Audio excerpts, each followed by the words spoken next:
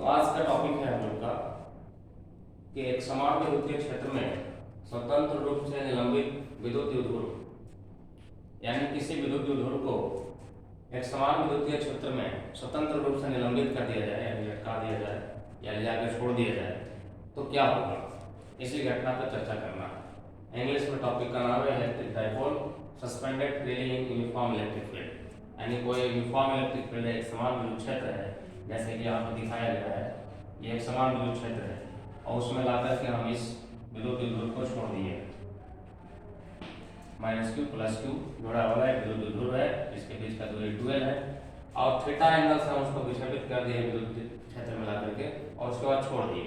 तो क्या होगा, तो चूंकि विद्युत क्षेत्र किसी न किसी आवेश के कारण ही होगा, तो उस आवेश का जो इस आवेश पे बल लगेगा, आकर्षण या प्रतिकर्षण, तो यदि विद्युत क्षेत्र प्रेरित वाले का होगा, जनरली ये होता है कि जब विद्युत क्षेत्र का डायरेक्शन होता है तो +q आवेश पर उससे बाहर की तरफ बल लगता है और -q पे उसके अपोजिट डायरेक्शन में बल लगता है। तो इस आवेश पे इधर की तरफ बल लगेगा इस विद्युत क्षेत्र के कारण और इस आवेश -q पे इधर की तरफ बल लगेगा। अब इस पूरे डाइपोल पे देखें यानी द्विध्रुव पे तो दो को बल लग रहा है, उधर और एक उसके जस्ट अपोजिट इधर, और दोनों का मान बराबर होगा क्योंकि इस फोर्स का मान निकालने के लिए फॉर्मूला है F बराबर क्या होता है EQ, क्योंकि हम लोग पढ़े थे E बराबर F/Q, कूलम्ब्स का नियम जब पढ़े थे तब। तो इसका मतलब F निकालना है तो E × Q, यानी जिस आवेश पे बल लग रहा है उसमें विद्युत क्षेत्र के मान से मल्टीप्लाई कर दीजिए तो उस पर लगने वाला बल का मान मिल जाएगा। तो यहाँ F का भाग हो जाएगा E × Q और यहाँ भी यदि F निकालें हैं तो कितना हो जाएगा, विद्युत क्षेत्र E और यहाँ भी आवेश तो Q ही है, बस माइनस आवेश है तो डायरेक्शन बता रहा है कि इधर की तरफ लगेगा, प्लस है तो उधर की तरफ लगेगा, लेकिन बल का परिमाण तो दोनों का सेम है। तो समान परिमाण के दो बल किसी भी वस्तु या पदार्थ पर लगता हो, जैसे यहाँ द्विध्रुव पर लग रहा है तो उस बल के जोड़ा को हम लोग बोलते हैं बलाघूर्ण। दो ऐसे बल जो किसी वस्तु पे लगते हैं और एक दूसरे के विपरीत दिशा में लगते हैं तो उसको बलाघूर्ण कहते हैं या बल युग्म कहते हैं, या इसी का नाम टॉर्क है। टॉर्क बोलिए, इंग्लिश में भी टॉर्क ही बोलते हैं, टॉर्क बोलिए, बलाघूर्ण बोलिए या बल युग्म बोलिए, यानी बलों का जोड़ा बोलिए, कपल ऑफ फोर्स। तो ये सब नाम एक ही है, यानी इस द्विध्रुव पर जो एक बल ये और एक बल ये लग रहा है, दोनों दूसरे के विपरीत दिशा में है, तो इन बलों के जोड़ा को बोला जाता है बल युग्म, टॉर्क या बलाघूर्ण। ठीक है। अब सवाल ये उठता है कि जब इस पर बल युग्म लग रहा है तो उसका मान निकालेंगे कैसे, कितना होता है उसका वैल्यू। देखिए जो द्विध्रुव ऐसे रखा हुआ है उसमें विद्युत क्षेत्र इधर की तरफ बल लगा रहा है, इधर की तरफ बल लगा रहा है, तो इस विद्युत क्षेत्र के कारण जो इस पर दोनों बल लग रहे हैं तो इस द्विध्रुव को ये ऐसे लाना चाहेगा, नहीं चाहेगा ये ऐसे रखा हुआ है कि उधर खींचा इधर खींचे, तो चाहेगा कि इसको ऐसे कर दिया जाए, तो उस पर जो बला युग्म लग रहा है या बलाघूर्ण लग रहा है उसका मान कैसे निकालते हैं, तो उसी तरह से निकालते हैं जैसे हम लोग द्विध्रुव आघूर्ण निकालते थे।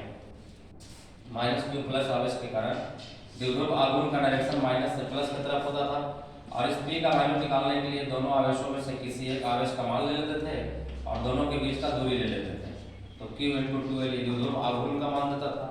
अब यहाँ बल आघूर्ण निकालना तो सेम यही फॉर्मूला लगेगा, यहाँ पे आवेश हमने दूरी लिए थे तो यहाँ बल आघूर्ण है तो बल × दूरी हो जाएगा दोनों के बीच का, तो बलाघूर्ण बराबर होता है बल × दोनों बलों के बीच का लंबवत दूरी, उसी का नाम है बल बाहु। बल बाहु मतलब दोनों जो बल लग रहा है उसके बीच की लंबवत दूरी कितनी, तो उस लंबवत दूरी के मान को बल बाहु कहा जाता है। ठीक है। अब बल बाहु कैसे निकलेगा, तो पहले लंबवत दूरी यहाँ से देखिए कि एक बल यहाँ पे लग रहा है तो इससे लंबवत दूरी ऐसे होता है इस वाले बल का, यानी इसको इधर की तरफ बढ़ाएंगे तो ये देखिए लंबवत दूरी का है, क्योंकि यहाँ भी 90 डिग्री यहाँ भी 90 डिग्री, तो इसी का जो मान है यानी इस लाइन का जो मान है इसी का नाम है बल बाहु, यही है बल बाहु। अब इसको कैसे निकालेंगे, तो ये एक त्रिभुज बन गया, उसमें ये मान थीटा है तो ये भी कोण थीटा ही होगा संगत कोण से, तो इसमें यदि हम लोग sin थीटा लगा दें तो sin थीटा बराबर होता है लंब बटा कर्ण, यानी बल बाहु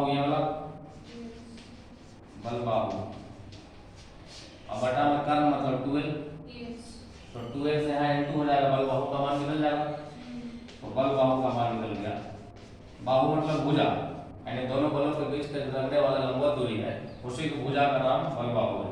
तो 2l sin थीटा हो गया। अब देखिए इसके जगह पे 2l sin थीटा रख देंगे और दोनों में से कोई एक बल का मान ले रहा है। तो मान लीजिए ये ले लिए F, तो बल बाहु कितना है 2l sin थीटा। अब इसी को आगे सोल्व करेंगे। ये टॉप का सिंबल है, टी को थोड़ा ऐसे करके लिखते हैं, इसको टॉप बोलते हैं या बल बोलते हैं। F का मान कितना है EQ into 2l sin theta. अब देखिए पीछे अभी अभी तुरंत बताया था Q into 2l, इसको क्या बोलते हैं